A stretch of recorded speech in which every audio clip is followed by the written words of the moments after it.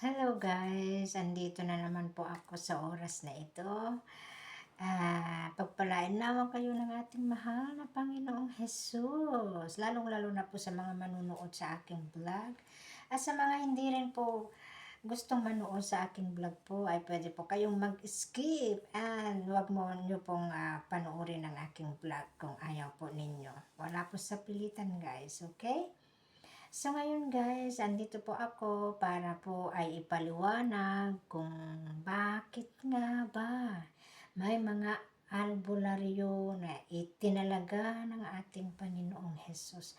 Bakit nga ba may mga doktor din ng espiritual na sakit? Alam nyo guys, bago po natin umpisahan at bago ko po ipaliwanag kung bakit po meron ding mga albularyo na pinili ng Diyos at meron ding mga doktor talaga na nanggagamot sa mga physical na ating sakit, di ba? Mayroon tayong dalawang klaseng sakit sa mundo guys, na mayroong mga tao na ibinigay ng Diyos para magpagaling. May mga tao na ginamit ng Diyos para magpagaling po sa mga may sakit. So, meron po tayong doktor. Ang doktor po guys ay sila po yung gumagamot, nagpapagaling, nagbibigay ng mga gamot. Sila po yung tumutulong sa atin para tayo ay gumaling sa physical na sakit natin. Especially kung meron po tayong sakit sa puso, meron po tayong sakit na cancer, meron po tayong sakit na kung anong sakit na physical, na yung mga nag-oopera, ganun po guys. So, sila po yung mga doktor guys na tumutulong sa atin para tayo po ay gumaling kung anumang klaseng sakit na meron tayo dito sa ating katawan, na tinatawag natin ang physical nating katawan. Ayan. So, ito guys, ito yung physical nating katawan ha. Kung meron po tayong sakit, halimbawa sakit sa likod, o maoperahan po tayo, o kung meron po tayong tinatawag na lagnat, yun, lagnat. May lagnat tayo, may mga sakit, yung mga sakit na physical, mga kung ano-ano, alam nyo na po guys. So, sila po yung mga doktor na nag-aral din po sila, nakagraduate din po sila, para po sila ay makapagpagaling, makatulong din sa mga katulad nating mga tao na nangangailangan ng tulong. Okay? So, iba din po yon. Sila po ang doktor na nanggagamot sa ating pisikal. So, ngayon po guys, meron din ibinigay ng Diyos, itinalaga ng Diyos na manggamot, magpagaling ng may sakit sa espiritual. So, ang ating katawan kasi guys, meron po tayong physical, meron din po tayong spiritual. So, hindi lang po physical lang meron tayo guys, meron din tayong spiritual. Ano bang spiritual na tinatawag guys? Diba? Halimbawa, nagbabasa yung mga Christian na sinasabi nila, tayong mga Christian, iba't iba, may mga iba't ibang relihiyon, di ba? Iyon, iba't ibang paniniwala natin sa Panginoon, iba't ibang paniniwala, mga relihiyon na kung ano-ano pa, di ba? So, meron po tayo niyan, tinatawag na spiritual. So, magkaiba po yan guys, physical at saka spiritual. So, ngayon guys, bakit nga ba mayroon ding mga albularyo na nagpapagaling ng sakit na spiritual? Alam nyo ba guys na nandun din po sa Biblia yan? Kasi di ba, noong ipinanganak ang ating Panginoong Hesus, di ba bumaba siya dito sa langit, ibinigay ng ating Ama para bumaba, magbayad ng mga kasalanan natin dito sa mundo. Tayong mga tao na kanyang nilalang, kanyang binigyan ng buhay, kasi tayo po ay pinaka-special sa buong mundo. Tayo po mga tao, tayo po ay special na ginawa ng ating Panginoong Jesus. Okay? So, bakit nga ba? Kasi ang Diyos po, guys, nandun din po sa Biblia yan na nanggamot din po siya nung siya po ay nagkatawang tao. Di ba? Meron at siya po din ay mismong nanggamot sa mga tao na nangangailangan ng tulong noong siya po ay nagkatawang tao dito sa mundo natin na ating ginagalawan. So guys, nahulog yung aking so guys, noong siya po ay nagpagaling, pinagaling, tapos yung hindi nakakita, pinagaling niya, yung hindi nakalakad, pinagaling niya, yung namatay, binuhay niya. Di ba? Nakaka-imposible sabihin natin kung tayo nga mismo ang nakakakita kung bakit, paano po nagawa ng ating Panginoong Diyos yung namuhay, yung namatay na bata, tapos binuhay niya. So nakakamangha, no? Kakamangha-mangha talaga, no? Bakit nga po niya nagawa yun, no? Siyempre siguro tayo hindi tayo kaagad tayo maniniwala. Kasi parang noong unang panahon ba, di ba? Hindi rin tayo agad-agad maniniwala. So ganito rin ngayon sa panahon natin, guys. May mga tao, iba't ibang klaseng relihiyon, hindi po sila naniniwala sa albularyo. Yan po ay saksi po ako dyan, guys. Kasi ako nga mismo, guys, sabi ko na nandiyan na sa aking video, kung gusto nyong malaman paano ako naging albularyo, so nandyan din sa video ko dyan, guys. So pwede nyong panoorin. So ako rin mismo, guys, dati hindi po ako naniniwala sa albularyo dyan. Hindi po talaga ako naniniwala 100%. Hindi ako naniniwala. Pero doon po ako namulat, guys, noong nagkasakit ang aking mahal na ina, ang aking nanay. Na ang aking nanay ay isang devoted na Katolik na siya rin po ang isang magaling na albularyo noong ako po ay bata sa aming lugar, ang aking ina. So guys, hindi ako naniniwala dyan, sa totoo lang. Pero on that time na nagkasakit yung nanay ko, guys, kinulam siya talaga. As in, I don't believe about that.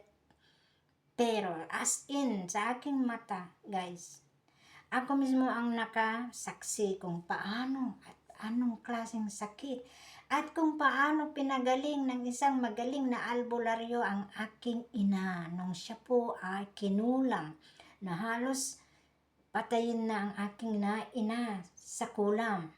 Meron yan, guys, yung mga masasama na yan, yung mga mangkukulam, which na sinasabi nila, yung mga mangkukulam na sobrang inggit, maraming ganyan ngayon. So ngayon nandito tayo sa mundong ito, guys, no? Ngayon, meron tayong may ibinigay ng Diyos na albularyo talaga, na sila po talaga yung tumutulong sa mga tao na may sakit po sa spiritual. Hindi ko po nila lahat, guys, ha, na mga iba kasi meron ding mga albularyo, guys, na ang ginagamit po nila ay salita ng Latin. Sila daw po ay albularyo, sila daw po ay nakapagpapagaling. So, I believe on that. Maybe. But, sa aking paniniwala at sa lahat, no? Sa lahat ng makasasaksi, hindi po pag ang Diyos mismo ang nagbigay ng kakayahan mo, guys, na magpagaling sa mga taong may sakit sa spiritual, hindi ka dapat nagpapabayad. Right? Kasi ayaw ng Diyos na nagpapabayad ang kanyang anak na tumulong. Binigyan ka na nga ng kapangyarihan. Binigyan ka na nga ng kapangyarihan ng Diyos para magpagaling. Para pagalingin mo rin ang mga tao na may sakit sa spiritual. Bakit ka pa magpapabayad? Di po ba? So, yan po ang tandaan po ninyo. Kasi guys, no, iba't iba ngayon ang klaseng mga manggagamot na meron tayo dito sa ibabaw ng lupa. Karamihan nag-aaral na rin sila ng lihim na karunungan. Karamihan nag-aaral na rin po sila ng mga Latin. Okay? Sa ngayon, Pero ito po ang tandaan natin guys, kung sino-sino po ang mga ipinanganak ng 70s, 80s, 90s, kung alam po ninyo, kung may naalala po kayo na mga albularyo noon na halos mas magaling ang albularyo noong mga kapanahunan na yan guys. Kasi kung ano yung sakit na spiritual natin guys, hindi po nagagamot yan ng doktor.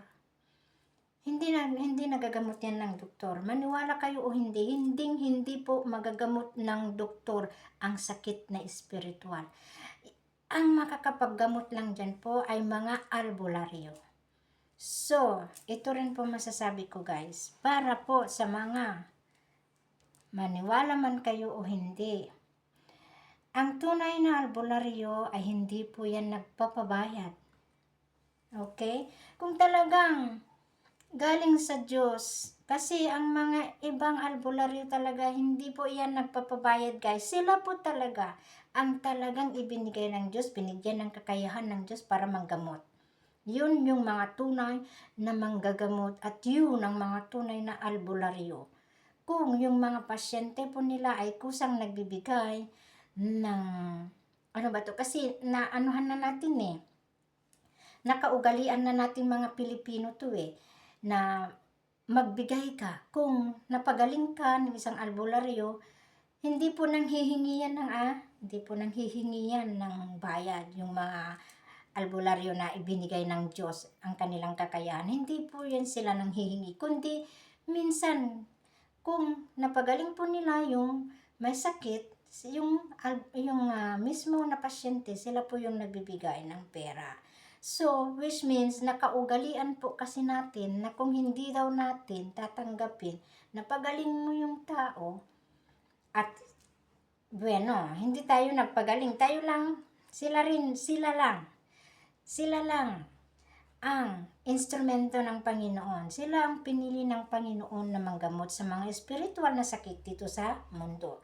So, pag napagaling ka po nila, sila din mismo ang nagbibigay ng kusa galing sa puso nila na ano ba itong tawag nito, na hindi po yun bayad, kundi ano ba yung ibibigay nilang kusa, kasi po napagaling mo na po sila.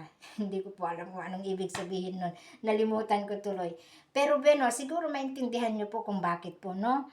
So, ganun po guys ang masasabi ko. Ganun po. Ang tunay na albularyo guys, ang tunay na galing sa Panginoon at galing sa ating Ama na makapangyarihan, galing sa ating mahal na ina ang kanilang mga kapangyarihan. Sila po ang tunay na manggagamot at sila po ang tunay na albularyo, yung hindi nagpapabayad ng thousand o million na pera. So, dyan po kayo mag-iingat guys. So, ito po ang maipapayo ko sa inyo. Yan po ang masasabi ko sa inyo. So, ang tunay na manggagamot, ang tunay na albularyo, hindi nagpapabayad ng thousand o million sa mga pasyente nila. So, sana po guys ay maintindihan nyo na po, no, ang sinabi ko at ipinaliwanag ko. So, dalawa po yan guys. Doktor ng physical na katawan, sakit natin, at may doktor din ng spiritual. So, yan. Sana po maintindihan nyo po at sana po ay naliwanagan ko po kayo sa mga manunood. Okay? So, maraming salamat. At alam nyo guys, alam nyo kung bakit mayroong mga albularyo dito sa mundo natin ngayon. Dahil bago pa man po bumaba ang Panginoong Hesus dito sa lupa, ay alam na niya po yan na mangyayari pa lamang po sa panahon natin ngayon, lalo na po sa panahon natin ngayon na marami na pong masasamang nilalang, masasamang espiritu, nagsilabasan na rin po sila. Yun po kung bakit meron mga alagad ng Diyos na albularyo. Sila po yung mga nakakakita at nakakaalam kung ano at anong klaseng sakit na meron tayo sa espiritual. Okay? So, nasa panahon na natin ngayon guys, ang karamihan ng mga kasamaan, lalong-lalo na po yung mga mangkukulam, inggit. Kasi yung taong sobrang inggit, pwede po siyang gumamit ng taong mangkukulam na marunong mangkulam para ipakulam yung tao na kinaiinggitan niya. So, yung tao na inggit, gamitin niya ang kanyang pera, lalo na pag mayaman, lalo na pag maraming pera ang tao, tapos sobrang inggit po siya sa tao kung sino ang kanyang kinaiinggitan. Pwede na po niyang gamitin ang kanyang kayamanan, pwede po niyang gamitin ang kanyang pera para po pumunta doon sa marunong mangkulam. So, syempre, yung mangkukulam, kailangan ng pera. So, whatever it is, na kung ano yung sasabihin ng tao na magbayad at magbigay ng pera sa kanya, ibig sabihin, syempre, sino ka ba naman? No, tao ka lang. Lalo na pag mangkukulam ka, you need money. If you don't have money, where do you get money? Diba? Ganyan lang, no? So, yun, mangkukulam ang gagawa doon sa taong kinaiinggitan ng isang tao na nainggit. So, ganun lamang po guys, no? So, ngayon, nandito na po sa panahon natin ngayon. Karamihan na po ngayon yan guys. So, sana po ay magbigay aral po ito sa ating lahat guys. Hindi ko man po kayo pipilitin, pero pinapaliwanag ko lamang po to guys. So, sa susunod na aking video guys, ipapaliwanag ko rin po sa inyo bakit may mga nagtatarot, mayroon din mga albularyo at saka etc. May mga manghuhula. So, ipapaliwanag ko yan sa susunod na aking video guys. So, maraming salamat po at sana po ay naliwanagan na po kayo sa aking video na ito. Maraming salamat po and God bless everyone. Thank you so much. Bye-bye. God bless.